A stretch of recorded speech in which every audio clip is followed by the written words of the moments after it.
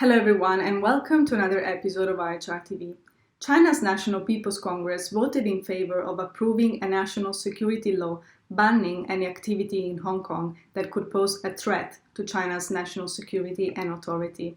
China claimed that this legislation will be aimed at tackling secession, subversion, terrorism and foreign interference in Hong Kong.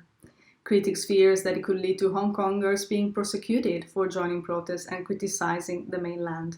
This new legislation could also see China installing its own security agencies in Hong Kong for the first time in history. Today I'm interviewing Dr. Anders Corr, a political risk analyst, publisher of the Journal of Political Risk and principal at Corr Analytics. Mr. Corr, thank you for being with us today. Thank you. How does this national security law impact on Hong Kong's freedoms?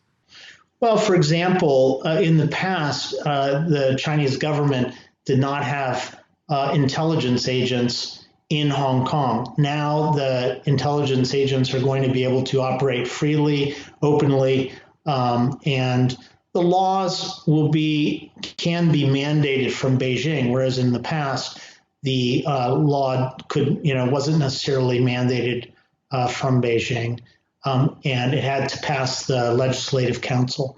And also in the law, there's a measure where the judges that decide national security cases must be Chinese judges. It can't be international judges from other parts of the world. Whereas in the past, there have been international judges in Hong Kong, and that's one reason why a lot of businesses feel comfortable doing business in Hong Kong and in China, is because they know they have Hong Kong law to fall back on. But now that that's being tampered with, a lot of businesses also will try to leave Hong Kong.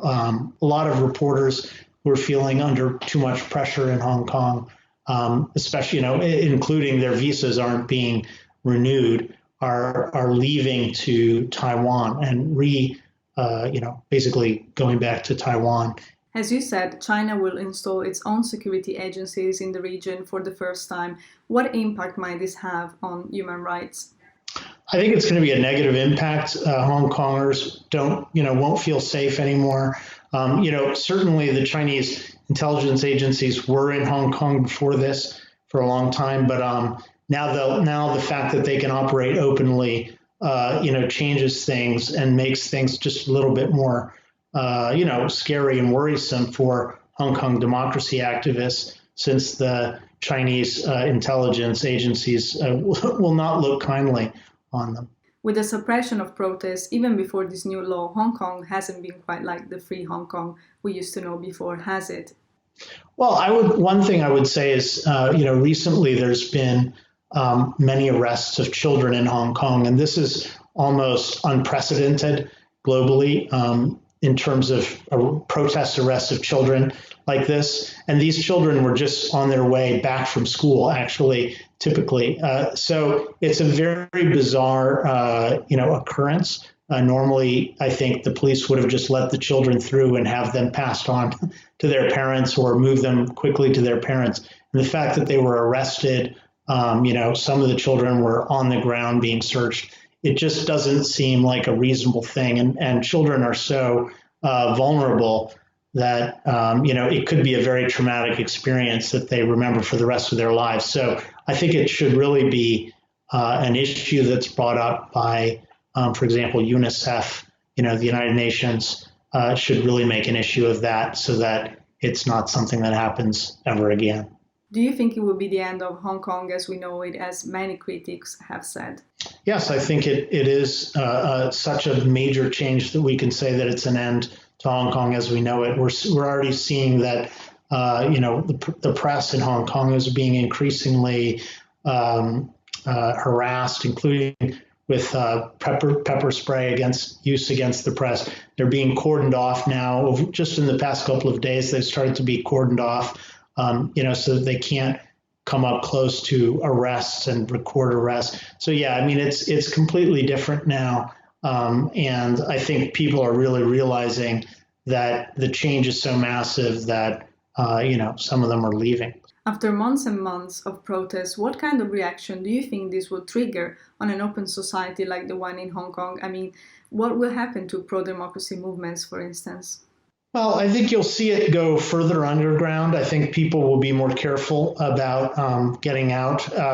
It remains to be seen whether there will be any more really big demonstrations like the 2 million people that came out in the past. The demonstrations, perhaps because of COVID-19, have really died down since a while ago, but there has been a resurgence since this national law came through. But it's not a big enough resurgence to really, make a massive change through the power of the people. What do you think might be the implications of this new law on the chessboard of international politics and economics? Well, I think we've already seen that the world diplomatic community has reacted negatively to the national security law. Pompeo in the U.S.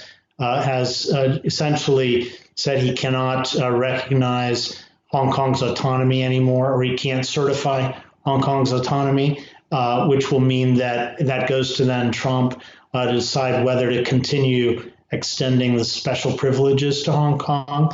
Australia, Canada, New Zealand, the UK have all signed a joint letter with the United States that says basically, that what they're doing is incorrect, and that the best way to peace and reconciliation in Hong Kong is to guarantee the rights and freedoms that the Hong Kongers have enjoyed in the past and should really enjoy for a full 50 years instead of cutting it off too early.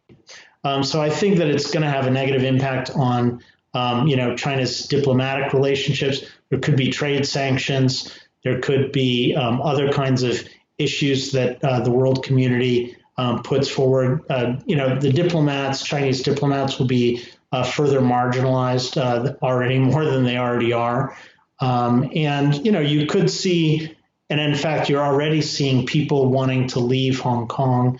People are selling their Hong Kong dollars, they're selling their Chinese assets, and there's a lot of interest now in immigration away, out of Hong Kong into other countries like Britain, Taiwan, and the United States.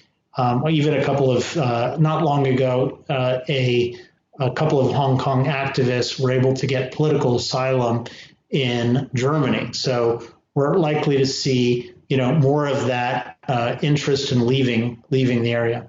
According to an article by The Guardian, the number of keyword searches on Google for immigration in Chinese surged by 10 times. What is your take on the UK's response? Because the UK might offer a path to UK citizenship to British national overseas passport holders in Hong Kong. I think that Britain is responding with a little bit too slowness. They could act more quickly, but ultimately they are talking about doing some good things like opening up a path to citizenship for Hong Kong BNO holders and a path to permanent residency. So I think that's a real positive step. And I think you also see in Taiwan that they're trying to open up, avenues to immigration at Taiwan. And I think we should see that in the United States too, and Europe.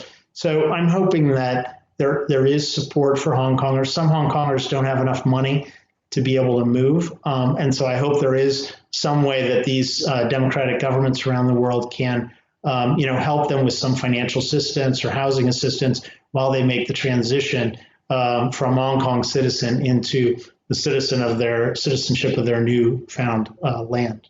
The UK, US, Australia, and Canada issued joint condemnation of Beijing's plan. What do you think that the international community could do better to protect the freedom of people in Hong Kong?